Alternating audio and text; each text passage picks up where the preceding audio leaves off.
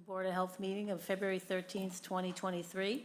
Please note this meeting is being recorded and will be available shortly hereafter for scheduled and on-demand viewing on any smartphone or tablet device. If anyone else is recording this meeting, please notify the chairman. Pursuant to Governor Baker's July 16th, 2022 signing of an act relative to extending certain COVID-19 measures adopted during the state of emergency, including the extension of March 12, 2020, and July 15, 2022, orders suspending certain provisions of the Open Meeting Law, General Law, Chapter 30A, Section 20, until March 31st, 2023. This meeting of the Chatham Board of Health is being conducted in person and via remote participation. Every effort will be made to ensure that the public can adequately access the proceedings as provided for in the order. A reminder that persons who would like to listen to this meeting while in progress may do so by calling the number 508-945-4410, and the conference ID is 371-860-562#. Or they may join the meeting online via Microsoft Teams through the link in the posted agenda. While this is a live broadcast and simulcast on Channel 18, despite our best efforts, we may not be able to provide for real-time access. We will post a record of this meeting on the town's website as soon as possible. And now I'll turn the meeting over to our chairman, Dr. Noble Hanson. Yeah, it shall be the policy of this board to conduct its meetings under It shall be the policy of this board to conduct its meetings under the Open Meetings Law so as to encourage public participation whenever time permits and as part of agenda item discussions. So we have seven items for today, but let's make sure we have a quorum first. And when I call your name, just say present. Dick Edwards? Present. Ron Broman? Present. Carol Boyce? Present. John Beckley? Present. And Noble Hanson, I'm present as well. So the first item is a variance hearing and approval of IA technology for J. McLaughlin Properties, 101 Monomoic Way, Rubio Limited. And I have Jay Thrasher as the presenter, but is someone here to make the presentation? He's on. Can't hear you. Can you hear me now? Yes. Yeah. All right. Yeah, I'm Jay Thrasher, PE, who designed this plan. Let's see.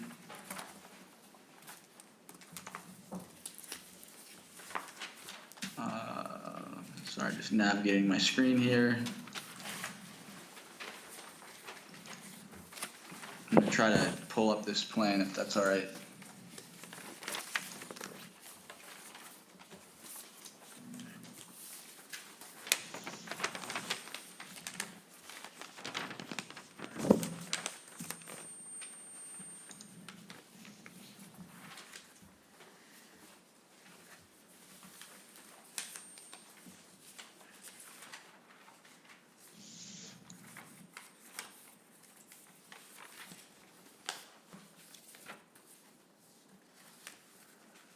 All right. Everyone see my screen? Yep, you're all set. All right. So this is the lot here. We're proposing a 4-bedroom dwelling and adding the FAST system. What was existing. We've got a reserve, and the primary, what was existing was a tank and seepage pit. Putting a new tank in, the D-box, and the infiltrators in the leach field. It's pretty straightforward. I don't know how familiar you guys are with these FAST systems.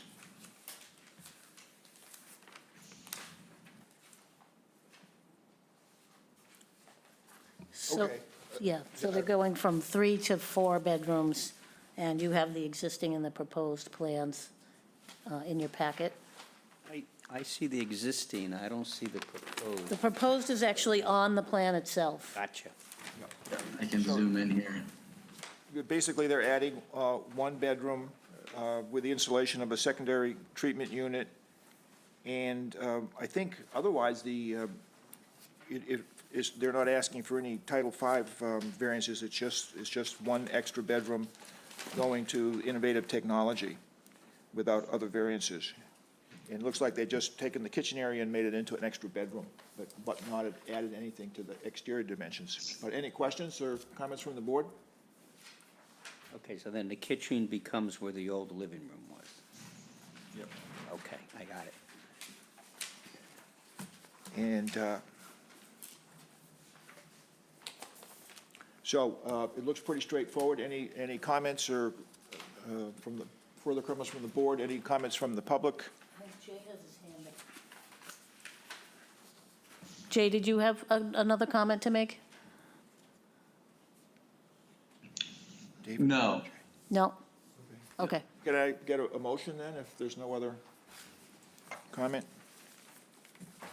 Move to approve. And a second? Second. Okay, and no comments from the public, I guess. So we can, You want me to read the yeah, Judy will read the conditions. So these are the conditions on our AA systems. The applicant should restrict this property to a maximum of 4 bedrooms and record the restriction on the deed at the Barnstable County Registry of Deeds. The applicant shall submit a copy to the Board of Health. The applicant shall sign a covenant with the board agreeing to comply at such time as the town of Chatham, through its Board of Health and/or Board of Water Sewer Commissioners, directs the connection of this property to the sewer when it becomes available. This covenant and 4-bedroom deed restriction shall be recorded at the Barnstable County Deeds, and the executed covenant shall be submitted to the Board of Health. Throughout the life of the system, it shall be under an operation and maintenance agreement and shall run for at least 1 year, and may be with any Mass-certified operator of the appropriate grade that has received training by the company. Effluent from the system shall be monitored at least twice per year for the first 2 years, preferably in May and October.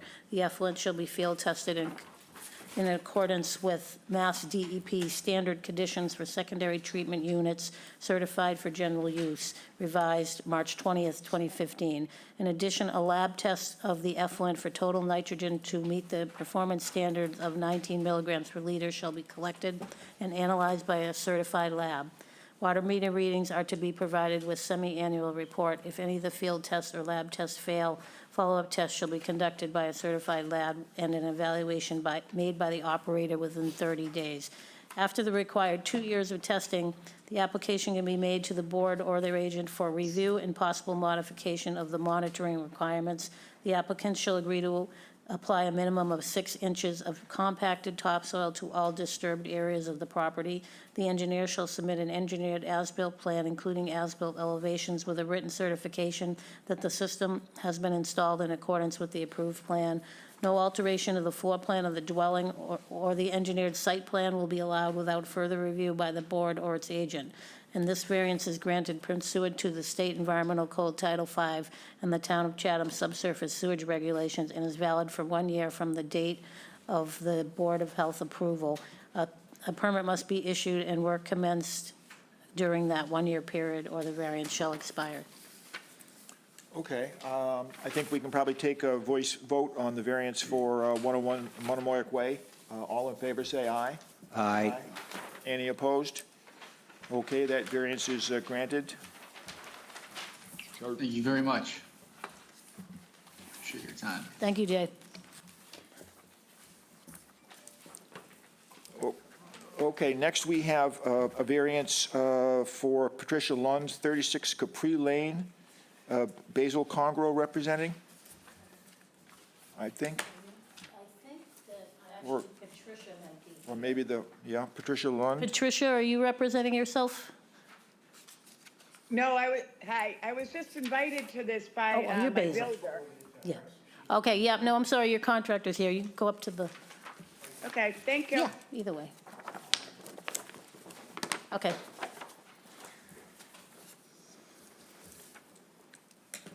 Good afternoon. Yep, go ahead. Mr. Congro? Yeah, hi, Yeah. good afternoon. We're putting a dormer on the rear of the home. The space is currently uninsulated, used as storage. And they're going to turn it into living space. And through this process, speaking with Judith, she said that, recommended that this was the way to go. The sewer will be coming down the street. It's an approved street. We just do not have a date yet. Yeah, guess- it's I guess that's it. probably 2 to 3 years, I think, was what Bob said. And he's finishing off the space on the second floor into one big room. So, and it has the privacy, natural light, ventilation, all the requirements as a bedroom. There were other ways we could have gone around opening up the stairway and stuff like that, but talking to Judith, she said this was the better way to go, so here we are. Okay. The Dick, you have a statement, question? the statement is made here that the septic system is large enough for is a three-bedroom septic system. I see no documentation that it's been inspected or that it actually meets those standards. And normally, to add an additional bedroom, we would require an innovative system, unless for some reason this house was built with a Title V septic system designed for 3 bedrooms. It was. We have an inspection report, and I don't know if Oh, you we- probably. we didn't and get I- it. Yeah, and I have a plan here. I didn't make copies for everyone, but it was put in 94 for 3 bedrooms. So it is big enough for 3 bedrooms, and it was inspected as well in 2018, I believe. So, and that confirmed that the system was in good condition at that time. It's not, the board has done this in the past. Instead of requiring them to put an IA system in when the sewer is imminent, you have allowed them to build up to the size of the septic system that's currently there, with the understanding that it's going to be connected to sewer in, less than 5 years, so. We see these requests every week, and with the sewer imminent, and people are putting in IE systems. This sewer is not really imminent. It could be 2 years, 3 years, 4 years. The sewer isn't outside the house yet. I'm just curious how so this is different than what we're seeing at every meeting, because by chance, this house was built with an oversized septic system. Yes. In 94. Well, I don't think it was an oversized septic system. I think it was designed for the house at the time, and for whatever reason, they decided not to finish off the upstairs. Okay. All right, it was probably designed as a 3-bedroom septic system because it was going to be 3 bedrooms, and for whatever reason, the previous homeowners, I assume, or the current homeowner, just didn't finish the upstairs. And so in this case, the system is designed for 3 bedrooms, so they're only going to 3 bedrooms. The other cases that come before you is they're already at 3 bedrooms. They are adding an additional bedroom beyond what they would have. And in that case, they would have to put in IA or connect to the sewer. And in this case, I would say that sewer is imminent because we have the appropriation, the engineering is underway. We're just finalizing a pump station location for this area. And then we will put the contract out, so sewer installation could start as soon as next fall. So technically, do they even need our approval? If it was a design for 3-bedroom and they're just now, Yes, because it's not, just because they have a system for 3 bedrooms, because they only have 2 bedrooms, they're not legally a 3-bedroom home. So we would make them put an IA in to finish off the 3rd bedroom. But in a circumstance like this, it wouldn't benefit us to have them put an IA in, because then, according to our regulations, they would be allowed to use the IA for 10 years. So I would rather let them put the 3rd bedroom in and then connect to sewer as soon as it becomes available, which will be much less than 10 years. So, Bob, is 2 to 3 years a reasonable estimate for when they could hook up the sewer? Yes.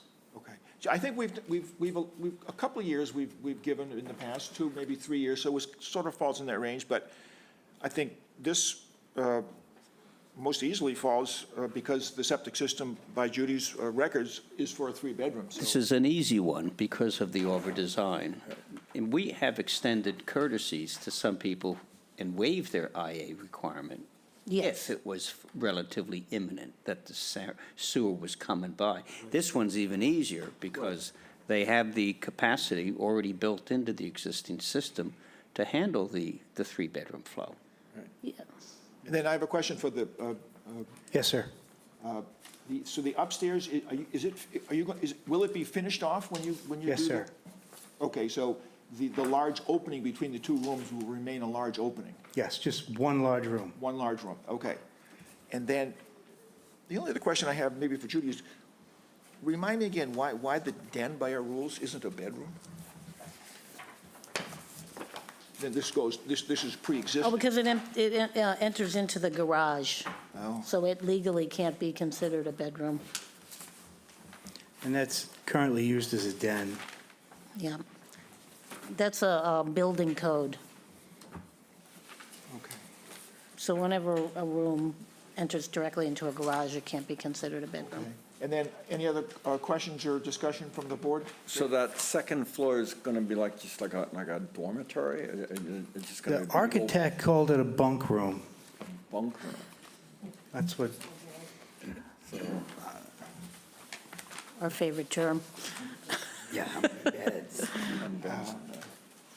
Well, Okay, are there comments from the public? And any further discussion from the board?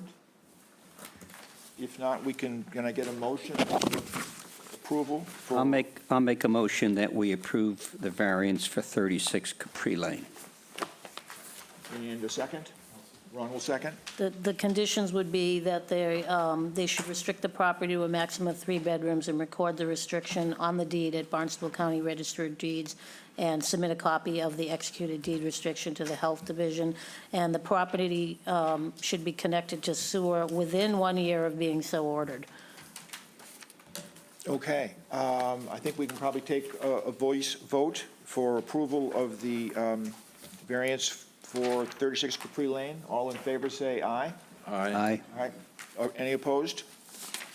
Okay, that variance is granted for 36 Capri Lane. thank you. Welcome. Thank you, Basil. Thank you very much. I appreciate it. You're welcome. Thank you.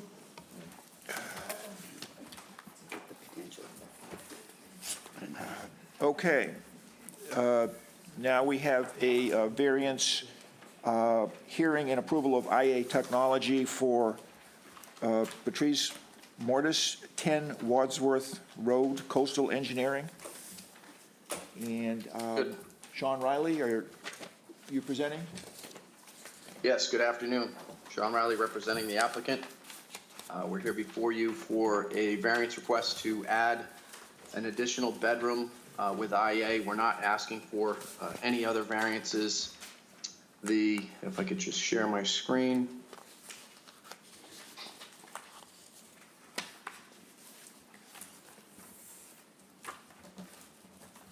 So the existing sewage disposal system is 2 leach pits and a septic tank serving an existing 4-bedroom dwelling. What we're proposing is to raise and replace the existing dwelling with a new 4-bedroom dwelling. And Judy, I got your note. We have revised the plan, and I'll get that over to you to reflect that the replacement is for a 4-bedroom dwelling to replace the existing 4-bedroom dwelling. The additional bedroom comes in the way of the pool house. It affords the privacy and meets the square footage in Title V definition of a bedroom. So that would be the 5th bedroom. It's not to be used as a bedroom, but in accordance with Title V, it does meet the definition. So that would be our 5th bedroom. We are proposing a fast system with a blower and control panel to be mounted and located adjacent to the pool house, and a standard leaching chamber system. And that's about it. Just looking for a 1-bedroom variance with the addition of IA. That'll open up to any questions you may have. Dick? Can I ask, why the TV game room in the basement is not is not a bedroom? It has a door at the top of the steps. It has a full bath. just take a look at that. There's a bath with a shower. It's got privacy because there's a door at the top. Lower level. It's below grade. No, well, That- it looks like there's a exit on the side there. Yeah, I mean, it's mostly below grade. I'm not sure You can have if that- those are egress don't have- windows or not. Yeah, they don't have the egress windows. Isn't there a so it door and doesn't- steps going out There's a door. on the right side? There is Yeah. a door on the right side. So that's egress. With the walkout. Yeah. Yeah, It looks just like my man cave, and my man cave is called a bedroom. usually on a finished basement that's completely below grade like that and with no windows, I don't count it as a bedroom. It would depend on the distance to the grade from the floor of the room, so I'd have to go in and measure that, whether it would meet the definition of a bedroom from Title V.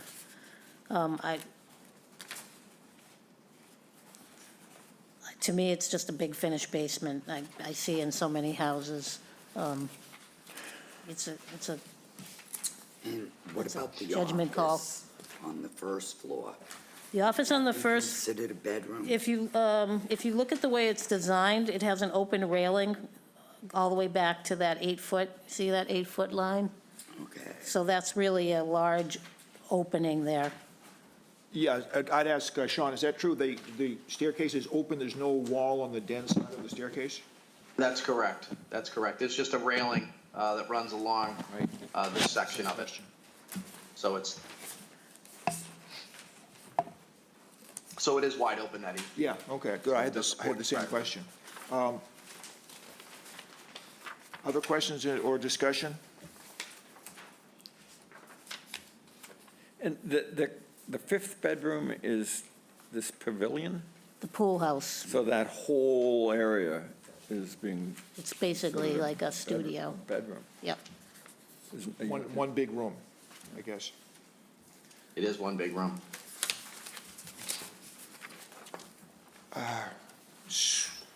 Okay, any questions from the public? Comments?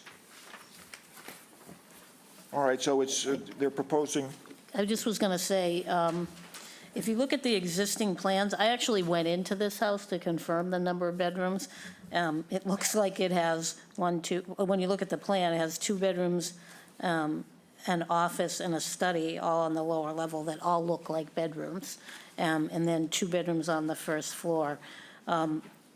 It was kind of difficult. I determined it to be 4 bedrooms based on its history and usage and the windows that it has. But basically, this house has been being used as 1, 2, 3, 4, well, almost a 6-bedroom house. So they're greatly reducing the bedroom, the legal bedrooms. It does look like there's a window in the basement. Those windows, That back wall. right, but they were up off the, they were high windows. So an egress window can be higher than, I think, 44 inches off the ground. So when we went in and walked through, I determined that it was a 4-bedroom. The other rooms are, studies, offices, whatever you want to call them. But historically, were they being used as bedrooms? They very well may have. The building was empty when I was there. So we came up with 4 bedrooms in the existing, and they wanted to add this bathhouse, so that's why they're here for the IA.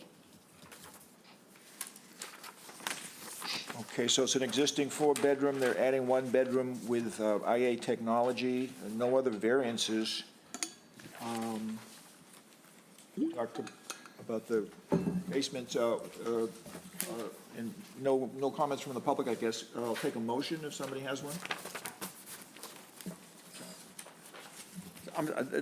They're demoing the house. It's a whole new Yes, house.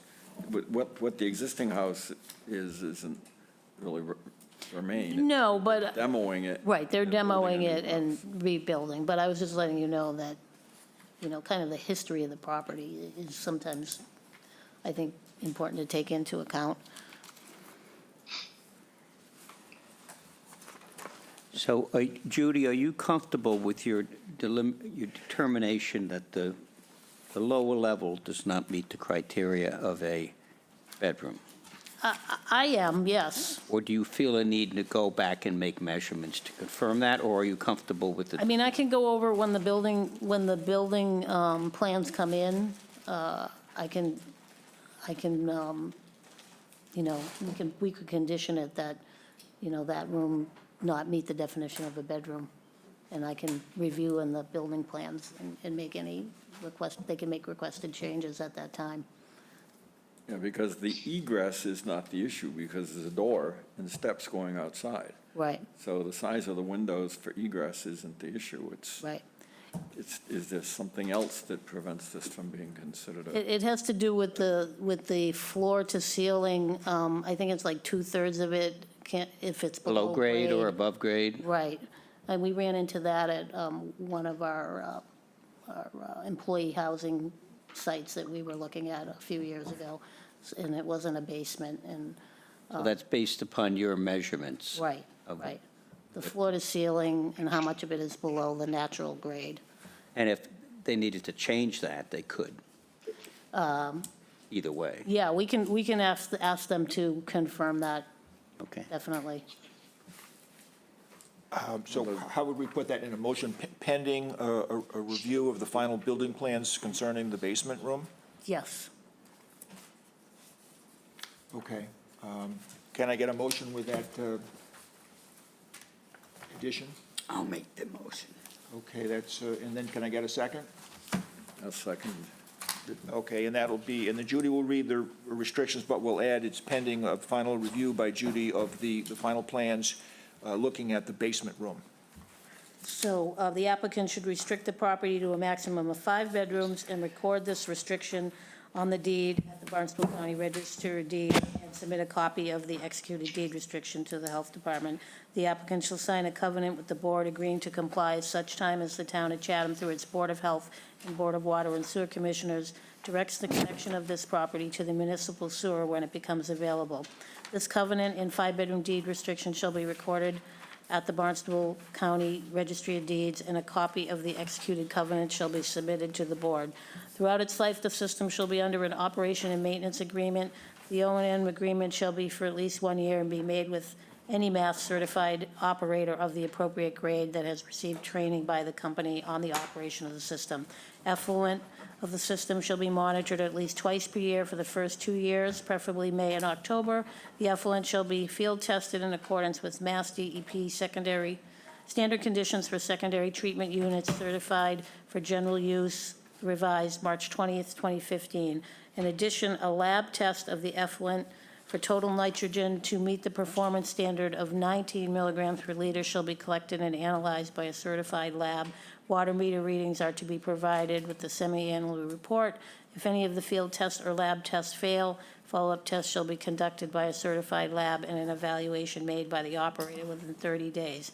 After the required 2 years testing, application can be made to the board for review and possible modifications of the monitoring requirements. The applicant shall agree to apply a minimum of 6 inches of compacted topsoil to all disturbed areas of the property. The engineer shall submit an engineered as-built plan, including as-built elevations, with a written certification that the system has been installed in accordance with the approved plan.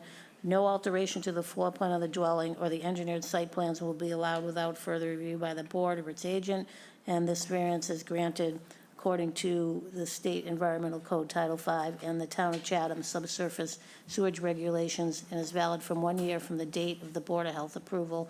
A permit must be issued and work commenced during this one-year period, or the variance shall expire. Okay, and you added the, And yes, and the other condition is that we take a close look at the grade for the basement. okay. I asked for public input already, so we can take a voice vote. All in favor of granting the variance, say aye. Aye. Any opposed? Okay, so, Sean, you're all set for that variance on one. Thank you all. Have a great day. Thank you. Thank you, Sean. Okay, all right. Okay, So next on the agenda is an update on short-term rental bylaw/regulation. And I forget where we are with the meetings exactly, but just to bring it up to date. So the Select Board voted 4-1 to have the Board of Health work on a regulation for short-term rental rules with registration. And they recommended funding for an additional position to do the administration, and that's working its way through the finance process right now. So Judy has sent out a sort of a minor revision of the basic short-term rental registration and regulation that we had before, which was well along from the working group. And there's two kind of minor changes, really. One is there was language about somehow restricting 14 days, and that came from rules from the state, but we're eliminating the 14-day language, so everybody who is a short-term residential renter would be registering, and that makes it simple. So the state said that everybody had to register. Sorry, the state says that everyone has to register, but if you're less than 14 days, then you don't have to pay the tax. So the committee had thought that it said that they didn't have to register, but they do. So we had added that in, but now I took it out because we feel that everybody should register. And then the second change is language about when this begins. And Judy, did you had changed the language here somewhat? Yeah, there was some discussion at the select board meeting that once this becomes effective, then it's effective, and it was unclear as to when the registration period would be. I was trying to clarify that because it wasn't clear. What I had originally thought, and this is something that, we will review with town council, but what I originally thought was we could have it effective July 1st of 2023, but have the registration not be required until the following March, which would be March. They would have to be registered by March 1st, 2024, for that forthcoming rental season, and then that would expire on April 30th of each year. So I think that makes sense. The only other thing I've been thinking about is maybe instead of making the effective date July 1st, 2023, would be maybe making it January 1st, 2024. That way, that would give us time we would have our hiring process and our preparing our computer programming and our get ourselves ready for that onslaught of registration, because I think once it goes into effect, so to speak, we will be getting a lot of comments. So that's just something we can, I think, talk to town council and think about. So when does the regulation take effect with this revised wording? The way I have it here, it's on the last day, on page 3, it's effective July 1st, 2023. But the units themselves would not have to be registered until March 1st. Well, here's my question I had last time. Let's wave a wand and say, okay, the regulation is now effective in July. Right. A month later, we have a problem with the parking situation, or we have a complaint of over-occupancy. Now, this is well before the owners have been required to register. Right. Do we have the power of enforcement for that regulation before the March date? That's, I think, what I need to clarify with town council. We need to be very clear on that. Right, because if they're not registered with us yet, then we might not have the right to enforce that parking issue. It's a theoretical. Right, So any theoretical issue. I mean, it depends on what it was. If it was a housing code issue, we would go in anyways, but, To me, there's two things. One is, when are you going to start taking registrations and collecting data? And the second is, when do all the regulations go into effect and they're being enforced? right. That date is going to be July of 2024, but you're going to March. begin registering. March. March of 20. March, okay. Yeah, March. But you're going to begin registering when? I don't Well, think according to this, I could start registering people in July, but I don't know whether But I'll, registering them doesn't mean all the regulations are in effect, to answer John's question. But Yeah, I that's agree with what- you that basically this is something for the town attorney to work out real precise Right. language so it's clear. That's exactly right, right. Because it will come up. Carol? Yeah, I just have a question. Okay, when it says about short-term registration application for the forthcoming, does that mean that they need to register by March 1st, 2024? Or when do they? that's what I'm trying to say. That's the intent. So that's the should it be- intent. Should it be by the forthcoming rental season? No later than. Or by a March. certain, Uh-huh. yeah? Should be quite a I just see that's a little confusing to me. Well, Maybe I'm missing it. I would say they shouldn't be allowed to rent the property, have occupants in the property until the registration has been received and approved. So That would be it behooves them to get it in, not Well, on March To 24th. answer Carol's question, it should say they have to they have to provide their application by March 1st. Shouldn't be beginning March 1st, it should be by March 1st. So they have basically from July Well, that's- 1st of 2023 until March 1st of 2024 Right. to get their registration in and get it approved, Right. to be able to deal with the upcoming season. That way, if they want to rent during the winter time, they need to get it in theoretically in the fall of this year in order to be able to put that registration number on their advertisement or whatever for summer 2024 is the way I would read it. But I think we need, as Judy said, we need to talk with town council and be clear on The exactly effectiveness what date. dates trigger what. Yeah. Exactly. As it is now, you would start registering July 1st, of But it 2023, wouldn't, but you but may it, adjust but that with it, the but what attorney. I'm thinking is that that registration wouldn't go into effect until March 1st. Like March they would be the cutoff, right? Yeah, they would, for the following year. Right. Like, most places at this point have already, they're already rented out Yep. through this Right. coming summer and probably through the fall. So by the following March, they would have to register for the following year. For the which would summer be of 2024. They will Yes. have to have registered by March or something. But the other date that has to come out is when are you going to start collecting Right. registrations? Because there'll be a lot of public, Right, and obviously, we want to do that before March 1st. We need to have a computer registration system up and running. right. And it may or may not be July 1, 2023 that you begin registering, It may yet to be determined. Yeah, that's, I Okay. mean, we could keep it at July 1 for now, but I think maybe that's something we need to think about and again, talk to town council. What I would suggest is, on page 2 in that paragraph, that they have to have their application for rental in by February 29th of 2024, and that registration would be effective March 1st. So in other words, if somebody comes in October of this year and says, I want to register my property, we'll take their application and all, and we'll give them a registration number. Yep. But that registration number is not effective until March 1st of 2024. All right? So they That way would, it gives them plenty of time to do the process. The registration would become effective March 1st, 2024, and be good for a year until the end of February of 2025, and then they reapply or renew their sticker, their permit.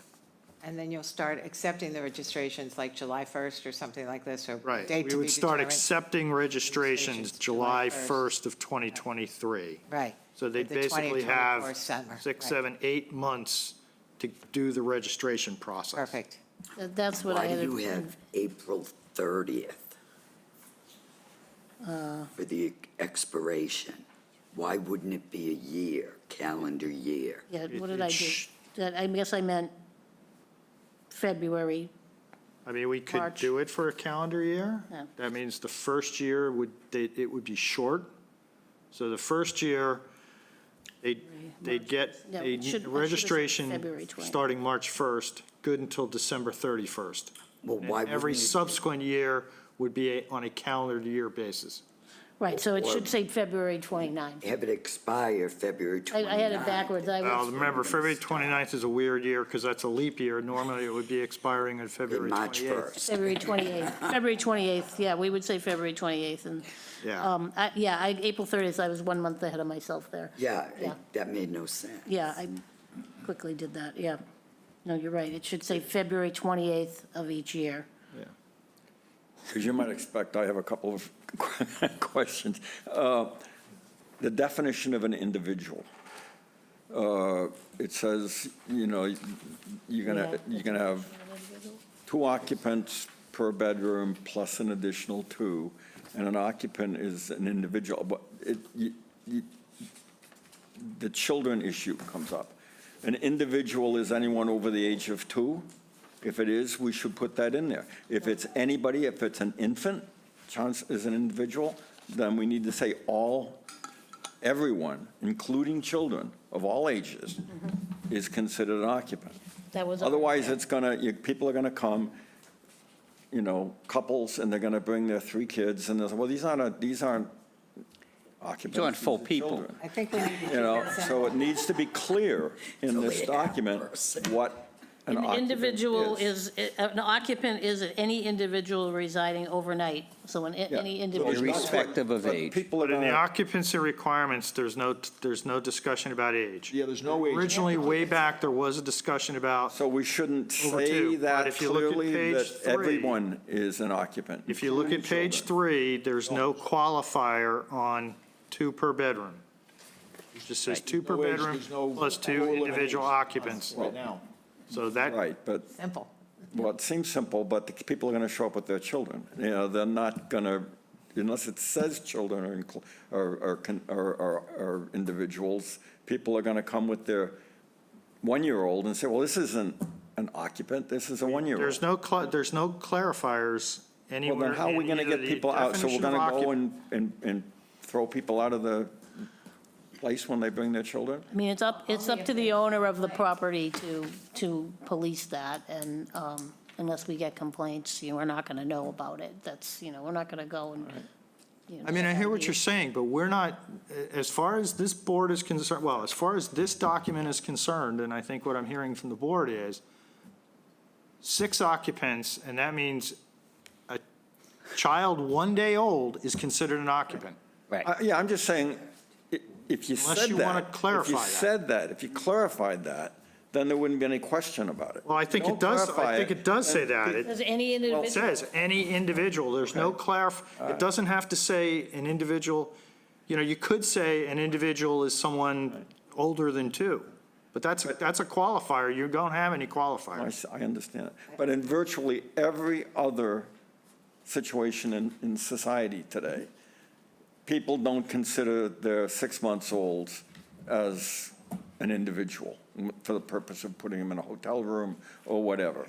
And this is clearly, I believe, going to be a big problem if we don't just say it, that children are included. Children of all ages are included as, Yeah, well, I guess we can ask the attorney, but I think the intent of the working group was that there was no discussion of age, because it's so hard to monitor. It's just individuals.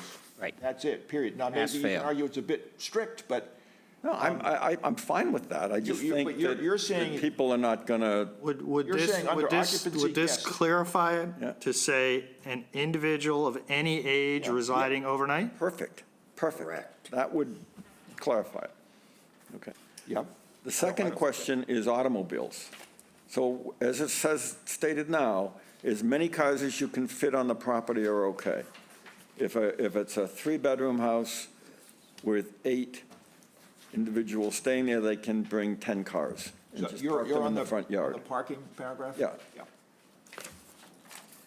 Yeah, I would say that. I thought we were going to limit the number of vehicles. It was a major point of discussion in the working group, and there was a lot of opinion both ways about putting numbers on and what it meant for different properties, and whether they had privacy and land, and if they have a Cape Cod driveway and this and that. And the compromise position of the working group was this language, which some would argue was a little weak. but it got away from assigning a certain number of cars. So what we're saying then is as long as you don't park on the street, you can put as many cars in front of the property as the property will accommodate. You Or- can or as put the, 20 cars in the front Safely. yard. Yeah. Well, safely, you know, Or what the owner well, allows as well. yeah, right. I mean, some of the people on the working group were realtors, and they said that they, they asked them, how many cars are you going to have? And, they have requirements for their parking in their rental agreements, so. And it does say adequate parking, so. Right. But we don't define adequate. And, Barcliff, Adequate the means Barcliff enough. Avenue property, we've Because had worried about too many complaints cars, which is, that the whole front yard is it's full of it's a automobiles. legitimate concern.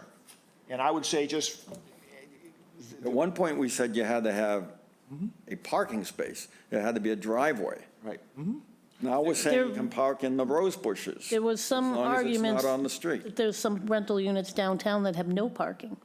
They don't have any driveways. There's things like that that were a concern. there's one on Cross Street. So I think a lot of what we put in this is very stripped down and somewhat of a compromise, with the understanding that after 3 years, we're going to have collected a lot of information and know what the issues are, what the concerns are, and at that point, we can go back and refine things if we see that. We don't even have to wait 3 years, Judy. If Right, after we 1 or don't. 2 years, we see a pattern of problems, we can tweak it.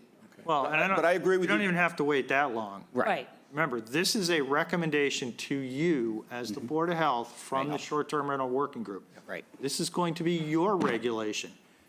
You can turn around and say, we don't agree with anything that came out of the short-term rental working group.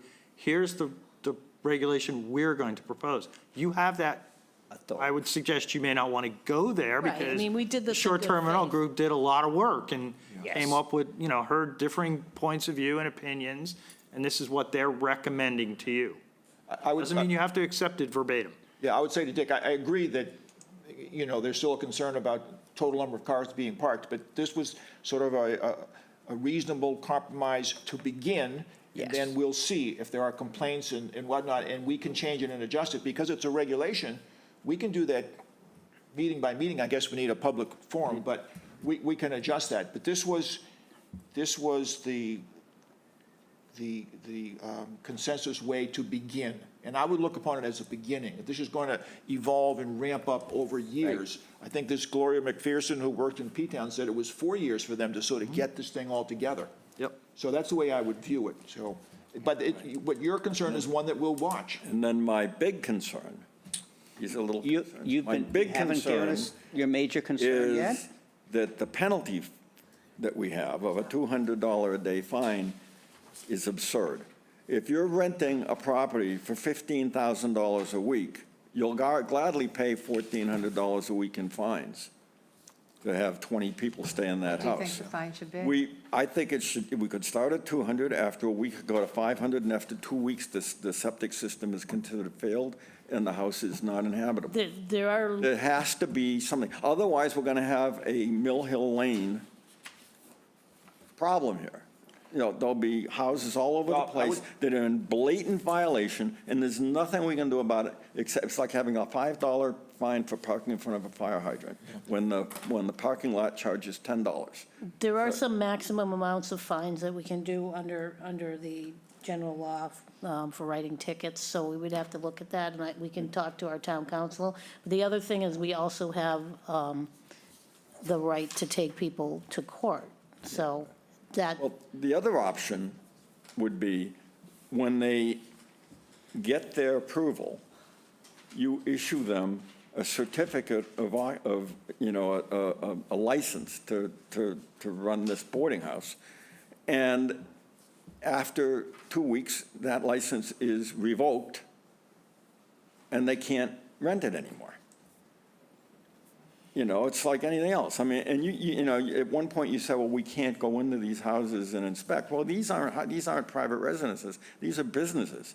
That's like saying that if somebody reports that a restaurant in Chatham has a filthy kitchen, you can't go into that restaurant without asking permission of the owner to go in and look at the kitchen as the Board of Health. These are businesses. These aren't private residences. And I think it makes sense to me to give them some sort of a certificate that allows them to rent, and with that certificate being able to be revoked if they don't pay their fines, or if they do 2 weeks in a row of noncompliance. Because otherwise, we're going to have people, it'll just be a laughingstock, you know, except So you're $200 a day you're saying for that- a $20,000 a week rental. I mean, So you're saying But they the, were getting a certificate.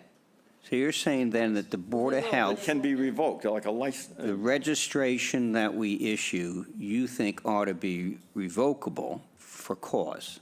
Yeah. And that ought to be a Would feature, that be sort of automatic with a Board of Health thing? set up? not unless you spell it out, I don't think. I'll have to look at the language that is available for that type of a, A revocation of a registration is a powerful weapon to have if you, like we can do, for, like you said, restaurants, we have the Yeah, right to. right. These are revoke. business- to suspend or point. revoke a registration for cause. The lawyer could give us some guidance on And that. if you suspend the registration, then they can't have Well, you'd have- anybody occupying that property. You put a padlock on the door. No, you'd have to have a hearing. You'd have to Maybe call have a them in, hearing and a give vote. them a due process. But after that, if the board was unhappy and felt it was appropriate to suspend this registration pending XYZ or revoke it, I think you could work that in. Because you think of a house like the one that, on Barcliff, that it's a 5-bedroom house that they rent as an 8-bedroom, sleeps 20, for $28,000 a week. And it's all rented for next year. The $200 a day fine is a joke. Well, I would say again, this was perceived as a reasonable start. Well, it's to not. To get it accepted and get it going, and that those things will become evident over time. I think that the vast majority of people, once they see rules and they sign something, they will comply. There probably will be a few outliers. We may need to tighten up the rules and revoking registrations and so forth later on, and we can do that. But I don't think, I don't perceive this as the final, complete, plan that will be a couple of years from now. Do you, And we'll gather all this information. Well, why and see. wouldn't we make it revocable right now, just to Well, give us that we option? can talk to the attorney Yeah, about that. I can look at What that, what and I'd like to suggest, and you will. don't have to if you don't want me to. No, we want you to. What I would suggest is, why don't I see if I can get town council to attend your next meeting? And you guys can have this discussion right with town council. Because I think, I hear what you're saying about it being revocable, but at the same token, I'm not sure it's the same as a restaurant or something like that that's a commercial business. And I'm not saying, Dick, don't give me the dirty look, I'm not saying it isn't. But I'm just not sure that, because these are residential properties, that's what they're zoned as. They're not zoned as commercial or industrial or anything like that. So I think, I'm not positive, but I just don't know. Maybe they have to be treated differently. So let's see if we can Well, get I town think- council in for your next I think that's a meeting. good idea, because the next step would be to take this and pass it by town council. And Right. have it come back to I us. think for if we bring a him look in, at. But if he may get- gets it beforehand and comes into a meeting, we ask him questions and see what the options are. Right. And I don't think we want to be too heavy-handed at the beginning, but we want to put in. 'Cause I have a question about the reference to the Mass General Law, Chapter 83, Section 11 in here, because that's sewer connections. It has nothing to do with fines. So I'm not sure how that got in there. So anyway, let me see if we can get town council to come to your next meeting, and you guys can have this open discussion and ask these legitimate questions Yep. about some of this. Does anybody know, for example, my next-door neighbor's house was sold in October to Delmar LLC, 74 Meadowbrook Road LLC. Is that a residence or is that a business? it's a private residence. Chances are it's still zoned residential. Because no resident lives in it. But it's not, think of it this way. There are doctors and accountants and others that operate a business out of a residentially zoned property. It happens all the time. So I'm just not sure that the fact that maybe it's owned by a commercial entity really makes a difference, because the property is still zoned residential use. Now, they may be violating some zoning thing by operating the business, but that's a zoning question. You know, some of the questions you were getting into, like the parking and all, you know, as the parking group had, those may be more zoning questions than necessarily Board of Health. And that's why originally we thought that the bylaw made a little bit more sense, but that didn't work out that way. I think these are all legitimate questions, and I think maybe having Right, town because- council in the room when you ask them would be helpful. We had discussed at what point does it move from being rental of a residential property to some sort of another entity, like a boarding house, a rooming house, all those commercial things, and that gets to that question there, but that would be a good one for him. Yeah. I don't know whether, I didn't think they commonly did that, so this may be a whole new thing they're starting, which is another step up Yeah. process. There are businesses in Boston that are buying houses in Chatham. You know, Delmar now has 50 houses in Chatham that it's leasing. It's contractually obligated to manage, they don't own them. Right, I don't know how many of them they own. Okay. Yeah. Carol? I'm just going back to the violations just for a second. We could perhaps say, you know, an X amount of violations can result in suspension of your rental registration. And then council could tell us how many violations, or if it's 3, 5, could result, you know, something like this. And Yeah. just to keep it Yeah. simple and clear. Yeah, there has to be something more than a $200 a day fine, I believe. So that makes people think twice, too. If they get one violation, they know they have to be on their toes to, you know, Well, every day is a violation. pardon me? Every day is a new violation. Every day is, That, yes. you know. Yes, exactly. Right, so it's 200 a day. Right, 1,400 a week. If you're renting the house for 15,000 a week, It's it's not chump a change. very big fine. $200 for each violation, each day of violation. Right. It does say day. Yeah. But I think it's a good idea to have the attorney, and maybe we can Hash this out. give him our introductory letter, Judy, with the, you know, 5 or 6 items that came up of questions that we had, just so he gets prepared Yeah. for what the Yeah, questions no, would and be. Bob's right. I don't know, that Mass General law, I That's don't wrong. think that reference is correct. that is not, because I just looked it up, and I Yeah. don't know where that came from. Yeah. Unless I copied it out of another reg that I must have thought it was a But general. whatever penalty protocol we choose, right now, it's tied in with the Code of Administrative Legislation. Right. And if that's our bylaw, which I believe it is, even though it's kind of worded not correctly, our bylaw is limited to $300 a day. Because I'm dealing with the same question with the Water and Sewer Advisory Committee on a different issue. And we specifically looked into, could we fine higher? And under the town's general bylaw, we are limited to $300 a day. One of the questions I would think we'd have to ask is, do we have the authority to suspend or revoke a registration Right. after being issued? Right. If we have to change the word registration to permit, we change it to permit. Yep. But we would have to create that scheme that we would have a backstop Yeah. in a situation where we have a non-compliant, chronically abusive entity, where we need to be able to stop, you know, Yeah, problem. yeah. And with water and sewer, if there's persistent abuse, you can shut the water off, can't you? Don't know. Can you do that? That's a big deal. But I think. It's like posting but a house as non-habitable. Well- Yeah, then you get into the whole issue of condemning a property, and Yeah. trust me, you guys don't want to go there. You don't want to go there. Utilities. Okay, so, but I think we have the process outlined so far.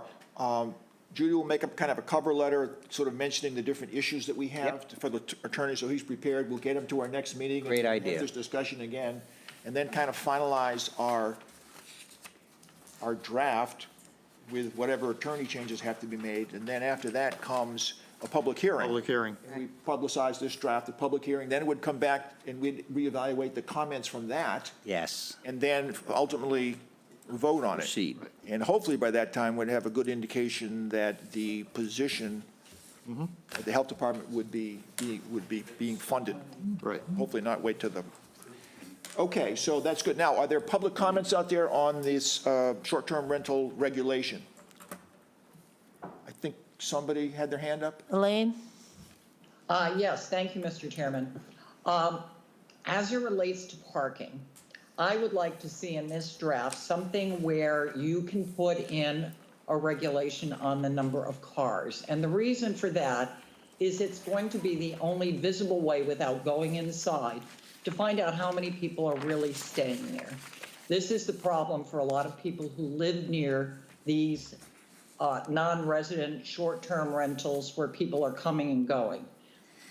To give you an example, you know, you have found that there are homes that have 3 or 4 bedrooms that say 20 people. You've been able to address that say, okay, you don't really have that many bedrooms. You can only have X number of bedrooms, X number of people per bedroom, +2 or whatever. But when you don't mention the cars, when you have a rental property that's advertising 20, but they can really sleep 31, and when you have a situation where when it's 25,000, many times what you have is 4 couples get together and they rent it themselves, and then they bring their kids, and the kids bring cars, and the spouses bring cars, and the visitors bring cars. And you can have in a house that's technically only sleeps 12, you can have 10 or 12 cars on the property. So we know how many people are actually in there. And even though they're advertising for 20, I have a feeling if they sleep 31 and the renters say, well, we'd really like to have 25, that unless you have some visible means of seeing the number of cars in the driveway, there's no way you're going to know that. And again, it shouldn't fall, unfortunately, you know, to abutters to have to say, we think there's 30 people in the house. If you see that there are 10 cars, that would be a dead giveaway that they're not following your predetermined regulations on how many people can be in that house. So if you could start with that and say, and pick a number, you know, for a 4-bedroom house, you can't have more than 4 cars, let's say. That might be the number, or 5 cars. And then if they violate that, then it's very visible, and then you can be able to take action. I think that has been one of the single biggest flags in terms of the amount of water usage in some of these properties is the number of cars of people who are actually staying there. So I would hope there's some way you could fit that in now rather than waiting 6 months or a year and having to revisit it. I think it'd make your lives easier, and it certainly would for people who are living on properties that have rentals, non-resident rentals all over the place. So if that makes any sense. I think parking is the flag that too many people are in these rentals that may be in violation of your own regulations. Thank you very much. Okay, thank you. Other public comments? Yep. But I agree that parking was a difficult issue, a lot of time spent on it. The original draft did have a number. It was softened a bit, but there'll be more discussion on this, I think, as we go along with our process. Okay, so I think we're in agreement that the next meeting will have the attorney come, and we'll go over this again. Judy will maybe do a cover letter with the 5 or 6 issues. Okay, good. So that's update for the short-term rental regulation. Now, update John McGrath, 32 Mill Hill. On the application, does everybody know what a URL means? Vaguely. We say URLs where rentals. That was at the This is suggestion the of website. real estate professional website. That's your website, yeah. So everybody knows. Are you asking for yourself, or is it for the rest of? Well, I thought I knew, but I wasn't exactly sure what URL I think it's a reference to the website, so Yeah. you can track down what they're advertising. Okay. If you have a website, If you have a website, you probably know what it means. 32 Mill Hill Road, I drove by, there are parking signs up on the property side that say no parking on either side. And what I heard from the police department was that once they were up, they would notify the neighbors and they would begin enforcing the parking. So I don't know where the status of that is. Drove by, didn't see any evidence of significant removal of junk. I saw a couple new appliances down at the far end, dumped just over or inside the rail. And any other update, Judy? I have nothing. I reached out to the state and did not hear anything back. Now, do you know the name of the person that he made his referral to? I do. Mr. Whiteside? I do, but I'd have to look it up. So so his, Yeah. So when you check on updates, are you going through Whiteside or are you going through the I'm supervisor? going through the person that he referred me to. Okay. specific Yes. person? And Should be able to And excuse. we haven't heard anything from her? Any updates at all, or what she's been doing? I have not. I The think, last I heard was they were in the process of putting together the order of non-compliance. How long does that take? I mean, No, it's the state, so. Judy, this Can seems I- to go on and on and on. can I suggest you ask to talk with her? Yeah, I can reach out. I think I have And a phone. rather than just kind of getting brushed Time back. frame. You can say the Board of Health is very concerned and is very much looking for a I did say timeframe. that, but yes, in my email, I did say that the board is, and what the process is that we Right. can anticipate, Or because, maybe we say, okay, the process there has been going on long enough, and we take it back to us, and we start our cleanup. yeah, I said, at Because we've some done point, a lot. at some point, we reserve the right to do that. I have said I mean, we should let this process go and see where it goes, and think it's we slow. it's I think probably the not experience the is it's top of their slow. priority list, I'm sure. So- And, Well, but if Judy can actually speak with this person, then, and the person is honest, which I would expect, this person should be able to give Judy If a they can put sense something of in where writing for this us, it'd be is great. in the queue. Maybe we can get a deadline from this person, that it Right. will be X We amount would of time. when expect they to will have this everything. done by blank. Right. Something, And then, yeah. it's not our issue, I take it, but the Barn Hill Road part of Ooh, the yeah. dumping Barn Hill is Road, it's yeah. being handled by another, We're drafting a letter as we speak from Conservation with regard to the Barn Hill. so that comes under conservation and then, okay. All right. I mean, we can dump it back on you guys if you want, but I just figured No, we'll let share that. them from Let's share the, from another share the direction, pressure. maybe we'll. You may have more teeth, yeah, we're for a lot.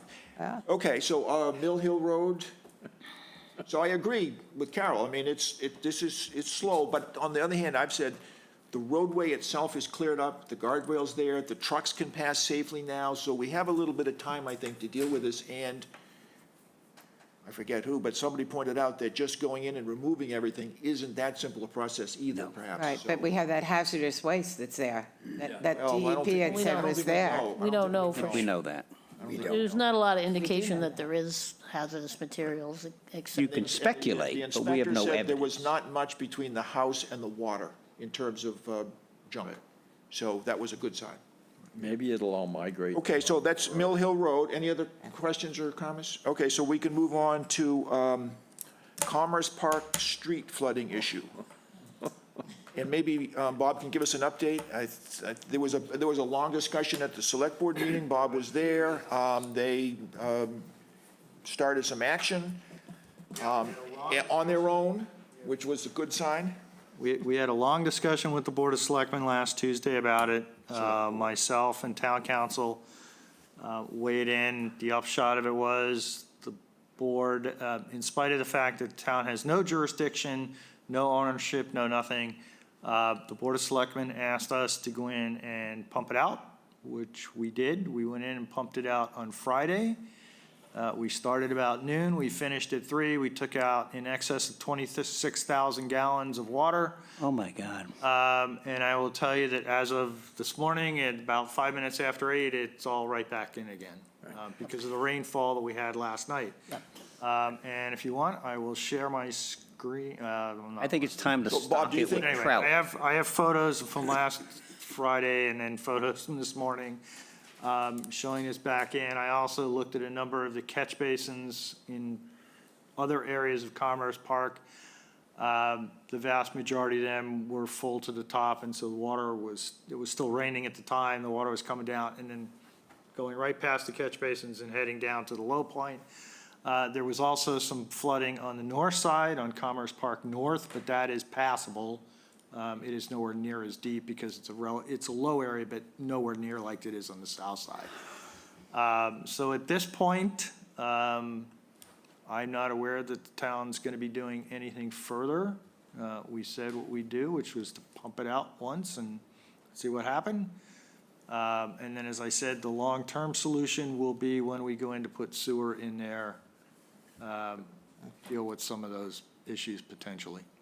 So Bob, do you think the repeat flooding was from the rain, or is Yeah. it coming? No, it was rainfall. There was, a fair amount of water. We had about a half an inch of rain over since Okay. 11 o'clock last night. And, when you go in there during a rainstorm, and you see that most of the catch basins are not functional, and how much runoff is coming off each individual property. Yep. Is they generally are fully paved and, gutters and downspouts in the building. Just all that contributing water to that low point is.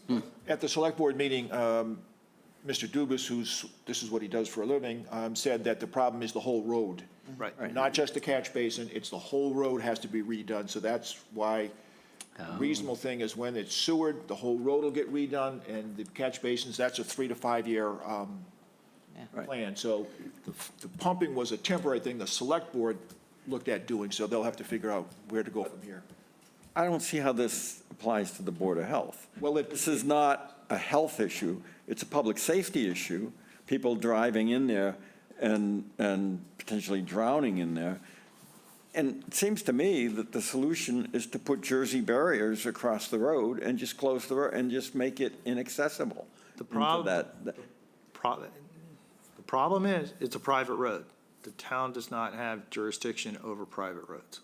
Well, the Oh. town, the fire department can go into a private house and do, this is a major public safety This issue. was the topic of the we're not talking discussion that about a went on road. for an extended period of time at last Tuesday's meeting, and town council was very clear that it's a private road over which the public may have a right to transit, but in terms of maintenance of the road and things like that, the town's hands are basically tied.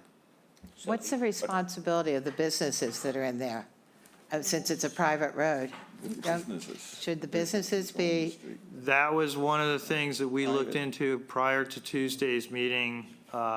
It appears that when Commerce Park was created, the developer maintained their basic ownership of the road, because we have at least one deed that specifically states that the deed did not convey any ownership of the road to that adjacent property.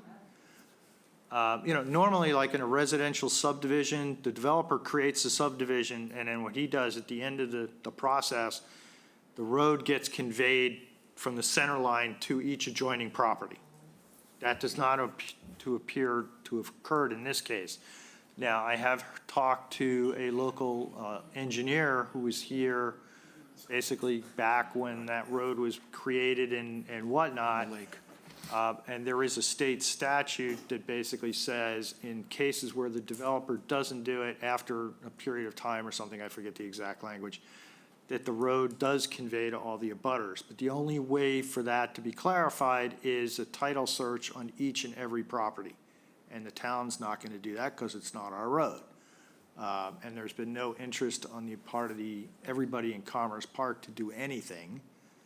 So it's basically what I would call an orphan road at this point, that, in the ideal world, yeah, you'd say that all the adjacent property owners. right, And that's one of the avenues that we will be reviewing as part of the wastewater component in the future. If we go in and make improvements to the drainage system and all and fix all those problems, more than likely there will then be a betterment to all the adjacent property owners to pay the bill for that. Because that would be above and beyond the wastewater project to foot that expense. But those are legal issues that are going to take a fair amount of time and work to totally ferret out and clarify.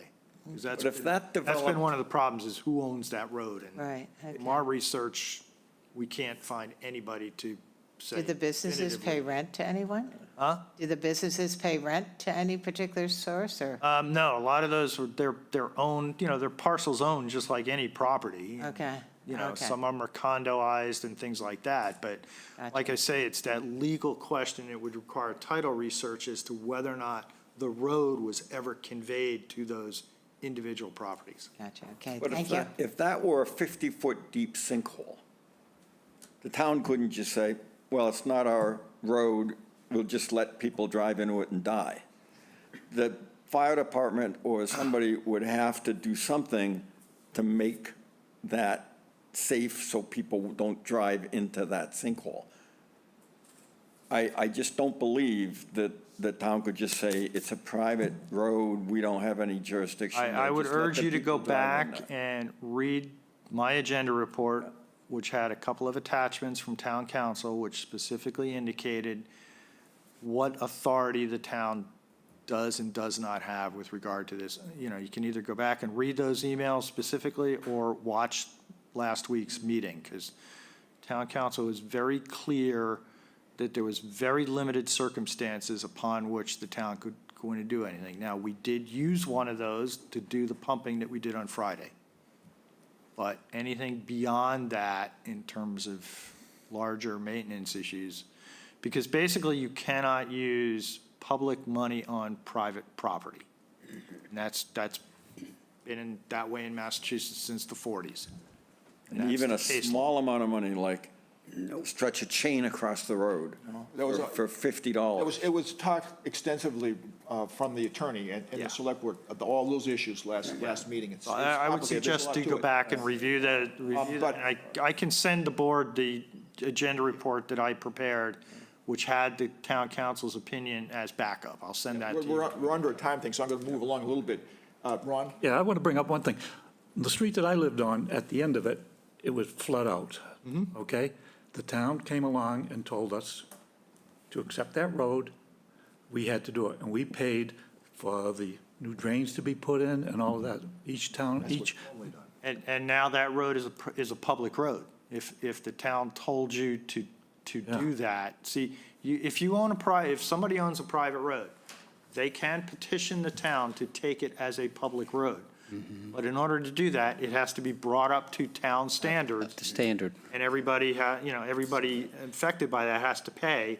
Then it becomes a public road. Then the town, from that day forward, the town assumes ownership. It has to go to town meeting, and as long as town meeting votes it, then the town assumes ownership and maintenance obligations on that road forever now. they always plowed it, and they always, Well, plowing is different. There's an exemption under state law that allows towns to plow roads for public safety purposes.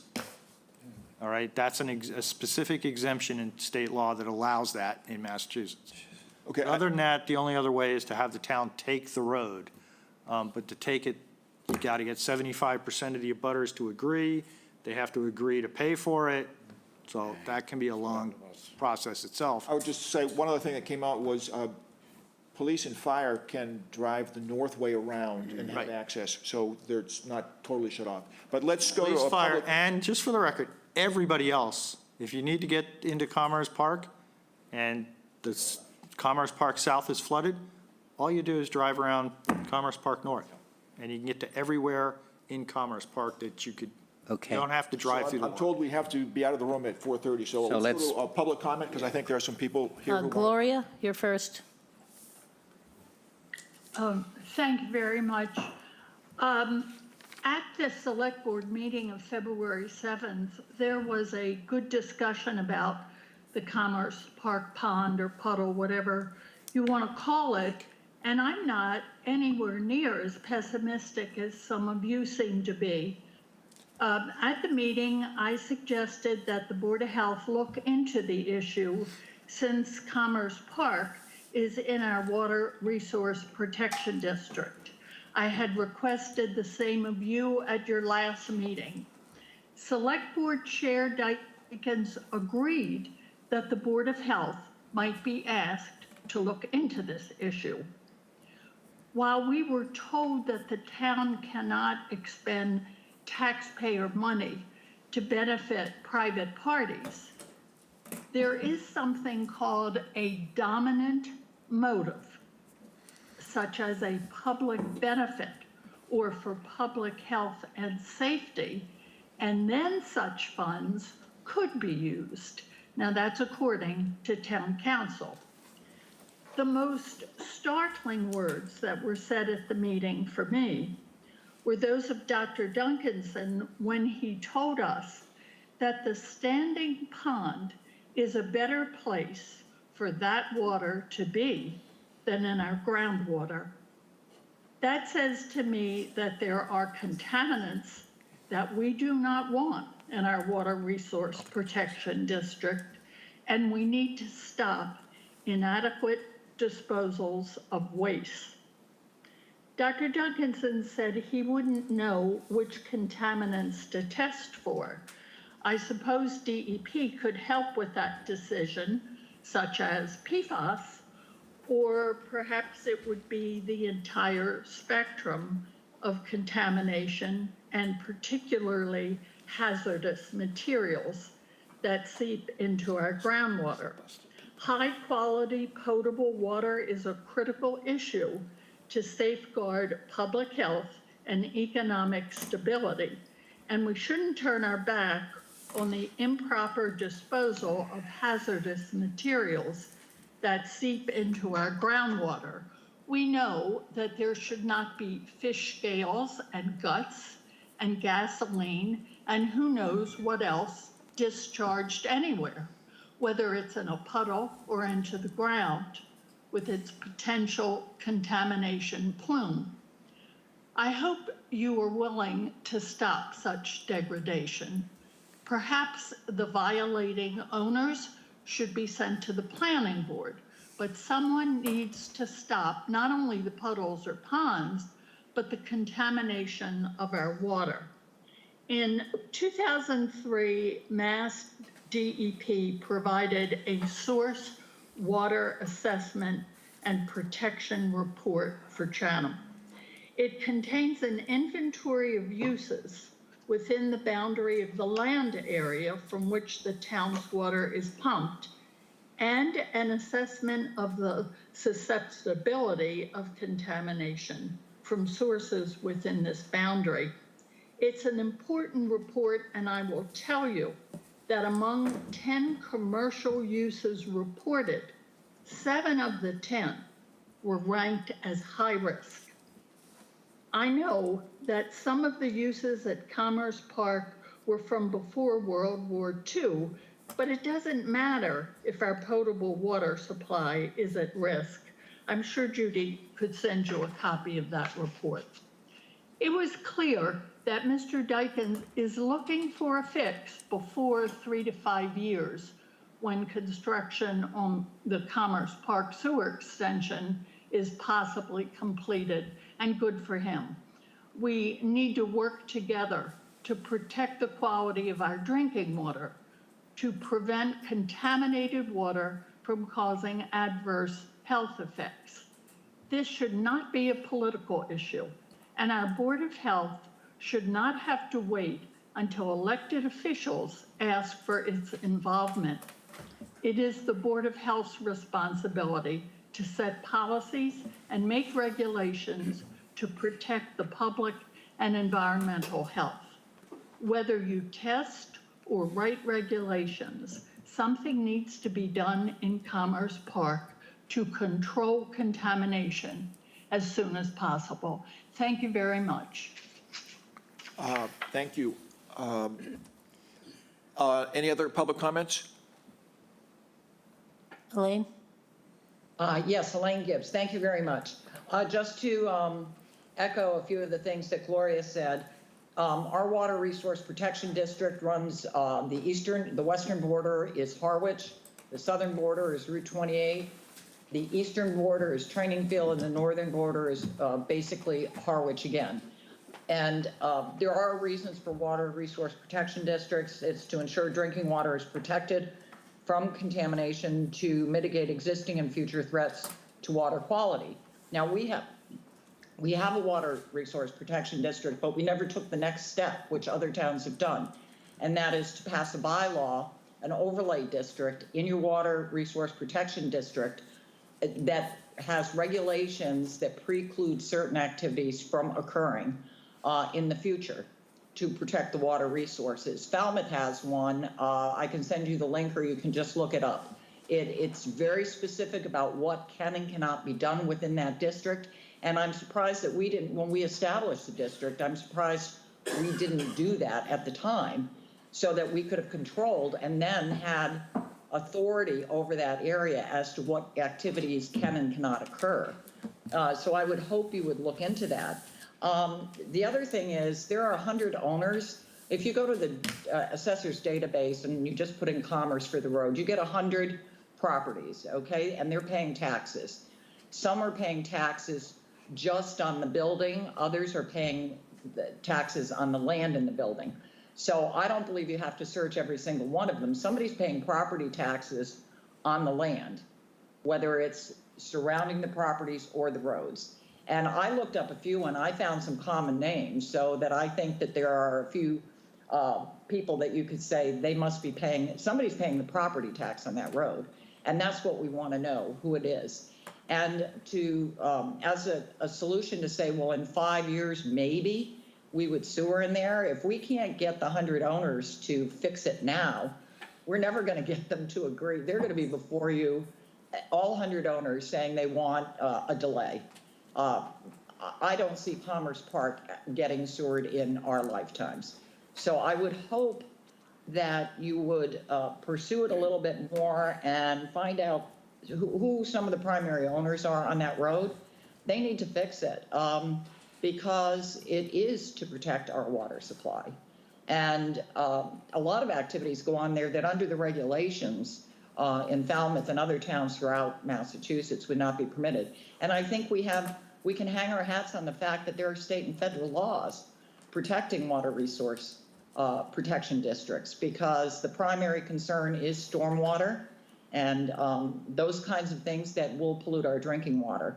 So if we look to that, I think we do have leverage as a community, and I don't think we necessarily as a town have to pay for it. I think it falls to the owners.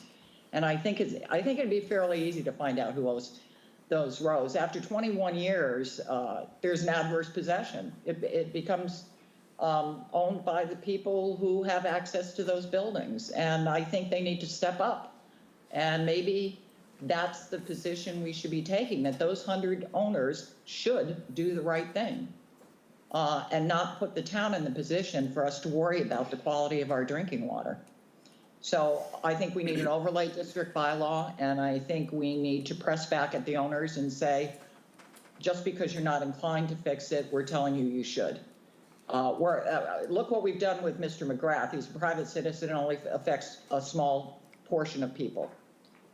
This potentially impacts the entire town and our drinking water. Thank you very much. Okay, thank you. Other public comments? Bob? Yeah, I just have to respond to the comment regarding the Water Resource Protection District. If you read the Water Resource Protection District, it is and had always been very specific on the types of uses that are and are not allowed. That was built into our WRPD since day one. So to say that it doesn't include that is simply not correct. Okay. Could I also make a comment? Excuse me, could you direct me to where that is? Because I've done a lot of research. I cannot find any restrictions as it relates to the water protection. And what other towns have done is they've actually put in a bylaw. It's right in the zoning bylaw, overlay regulations, section 4, item C, the Water Resource Protection District. Thank you very much. Carol, do you have a comment? Yeah, as far as the Board of Health checking the water there, it was pumped out Friday, so any contaminants that were in it are gone. And any water that's there is just rainwater. As I said, and I also did not say that having the puddle there was better than anything, because clearly that's not the case. What I did say was, if the drainage system was functioning the way it's supposed to be, the puddle wouldn't be there. It would all be down into the groundwater, and that is the same for every road in the town of Chatham, every road in the Commonwealth, every road on Cape Cod, and every road across the country. That's why we put drainage into roads, to get the water off for public safety reasons and put it into someplace, where it's appropriate. So any contaminants that were in that water, which there's no evidence of any contaminants. Now, I will tell you professionally, there probably is. There are contaminants in every raindrop that falls on a hard surface, whether it's a road or a parking lot or whatever. Ideally, you don't want an area like Commerce Park in your water resource protection district or within your zone 2s to public water supply wells. Commerce Parks existed for generations before the water protection regulations ever came along, before the state Zone 2 regulations ever came along. So while today we wouldn't necessarily allow those things to take place there, they're there, and they have been before any of these regulations came along.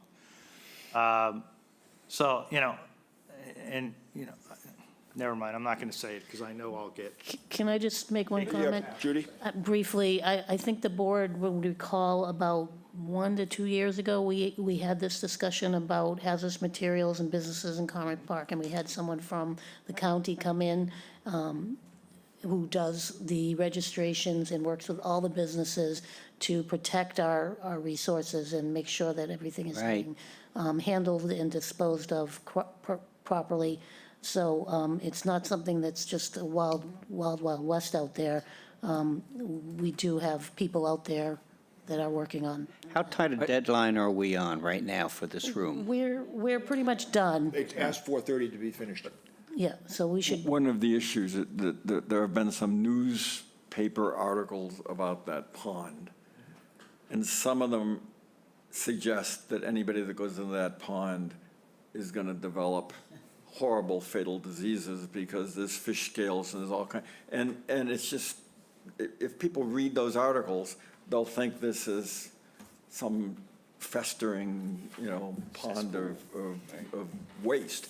And it isn't. It's just runoff. It's rainwater. Now, there may be some fish scales in there from the fishermen in Commerce Park, but, if there was a drain there, you wouldn't see it, and there wouldn't be all this excitement about it. The problem is, people are at risk of driving in there and getting trapped in there and having,